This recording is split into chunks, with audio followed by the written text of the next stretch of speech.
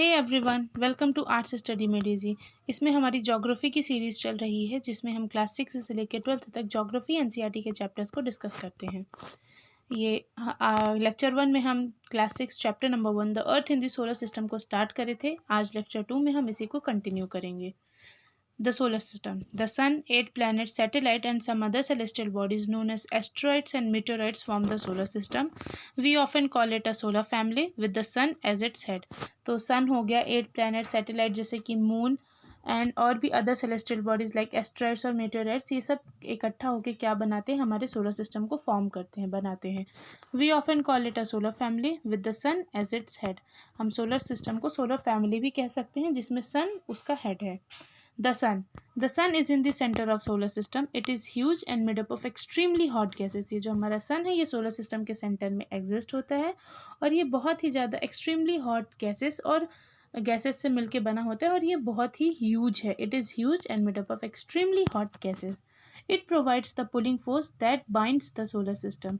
ये जो हमारा सन है सोलर सिस्टम को एक पुलिंग फोर्स प्रोवाइड करता है जिसपे पूरा सोलर सिस्टम टिका हुआ है, बाइंड है। The sun is the ultimate source of heat, light and energy in the solar system. हमारा जो सन है ये एक अल्टीमेट सोर्स है हीट, लाइट और एनर्जी का पूरे सोलर सिस्टम के लिए। But that tremendous heat is not felt so much by us. Despite being our nearest star, it is far away from us. अब ये सन जो है इसके पास जब इतनी ज़्यादा हीट है तो इतनी ज़्यादा हम महसूस क्यों नहीं कर पाते, हम फील क्यों नहीं कर पाते? तो ऐसा इसलिए है क्योंकि हम मानते हैं कि भाई ये हमारा सबसे नियरेस्ट स्टार है, बट नियरेस्ट स्टार हो के भी ये हमारी अर्थ से बहुत दूर है। The sun is about 150 million kilometre away from the earth. ठीक है। Do you know Sol. तो ये जो डू यू नो है, डू यू नो हमारी एनसीईआरटी में एक सेक्शन होता है जिसमें कुछ इंटरेस्टिंग फैक्ट्स के बारे में बताता है। तो चलिए देखते हैं। Sol in Roman mythology is the sun god. Sol जो है उसको रोमन मैथोलॉजी में सन गॉड कंसीडर किया गया है। Solar means related to word, और ये जो वर्ड सोलर है उसका मतलब होता है related to sun, sorry not word, sun. The family of the sun therefore called solar system. तो इसीलिए जो सन की फैमिली है उसको हम क्या कहते हैं, सोलर सिस्टम। चलिए अब प्लैनेट्स के बारे में देखते हैं। So there are 8 planets in our solar system in order of their distance from the sun. They are Mercury, Venus, Earth, Mars, Jupiter, Saturn, Uranus and Neptune.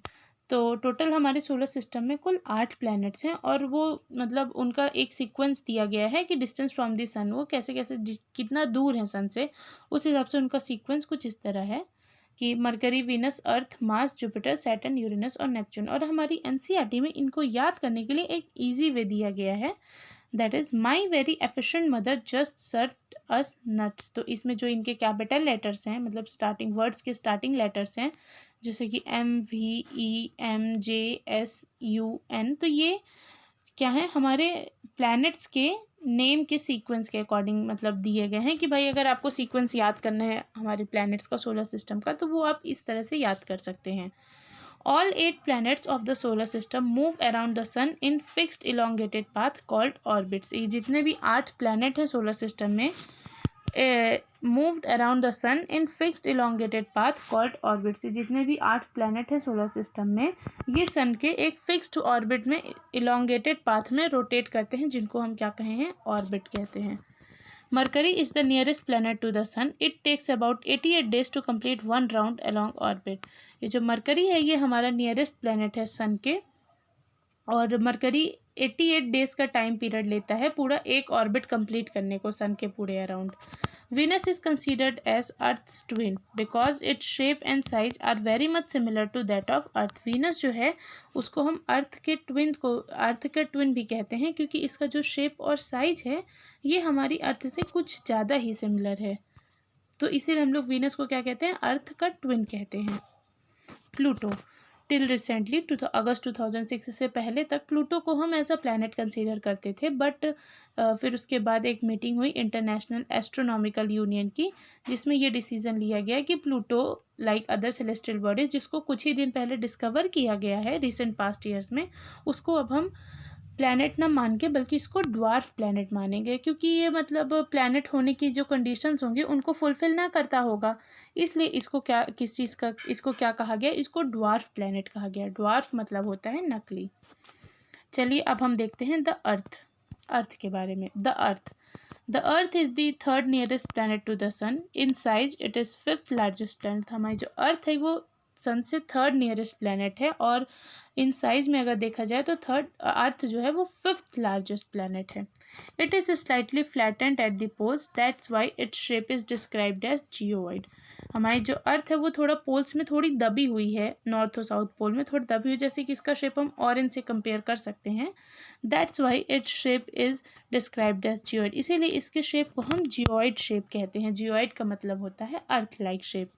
Condition favourable to support life are probably found on the earth. अब ये जो हमारी life को support करने के लिए conditions जो भी चाहिए हमारे लिए, जैसे कि हमें टेम्परेचर चाहिए सही, light, heat, water, air, atmosphere, ये सब चाहिए, तो ये सब सिर्फ अभी अर्थ ही में अवेलेबल है। इसीलिए हम कह सकते हैं कि भाई सिर्फ हमारी अर्थ ही ऐसी प्लैनेट है जो लाइफ को सपोर्ट कर रही है। The earth is neither too hot nor too cold. It has water and air which are very essential for our survival. हमारी जो अर्थ है ये ना ही ज़्यादा गर्म है ना ही ज़्यादा ठंडी है, neither too hot nor too cold. It has water, इसके पास वाटर है, एयर है, और जो हमारे सर्वाइवल के लिए बहुत ही ज़्यादा ज़रूरी है। और हाँ, इसके पास एयर है और उनमें कुछ लाइफ सपोर्टिंग गैसेस भी हैं, जैसे कि हमारा oxygen. Earth appears blue from outer surface cause its 2/3 surface is covered by water, therefore it is called blue planet। हमारा जो अर्थ है ये आउटर सरफेस से अगर इसको जब हम देखते हैं तो ये ब्लू कलर का दिखता है। ऐसा इसलिए है क्योंकि इसका जो 2/3 सरफेस है, 2/3 स्पेस जो है सरफेस है, ये पूरा पानी से भरा हुआ है, पानी से कवर्ड है, इसीलिए हम इसको ब्लू प्लैनेट भी कहते हैं। अब इसके आगे हम कल लेक्चर नंबर 3 में डिस्कस करेंगे। Thank you for watching, stay tuned with us.